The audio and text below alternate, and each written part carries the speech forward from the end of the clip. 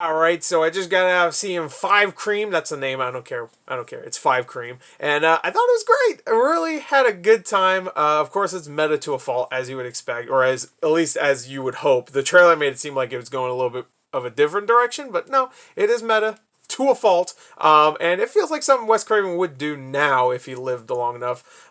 Shout outs, rest in peace. This movie's even dedicated to him, which is great.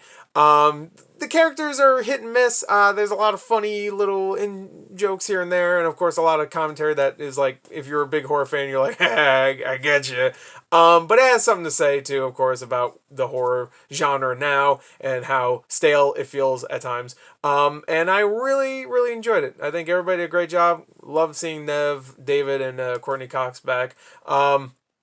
I called those two by their first name, but not Courtney Cox. I don't know why. But it was great. I really had a good time. And I might actually go see it again. I think I will, actually. Yeah, I think I will. So this is just a quick little review. If I had anything to say that was negative, some of the characters were a little iffy and not fleshed out.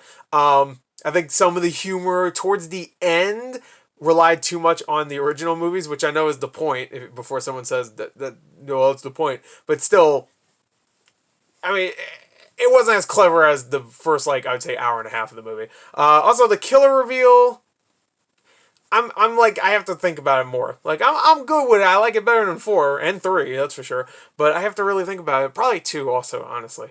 That's like the one problem. I enjoy pretty much every Scream movie in some way, even the third one, which is garbage, but I enjoy it in some way. I still enjoy it.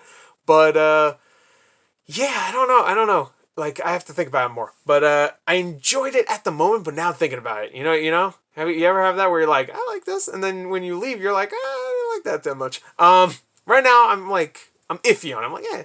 But some great kills, some great gore effects, some funny dialogue. I would say like 80% of the dialogue and the little references and commentary is pretty funny.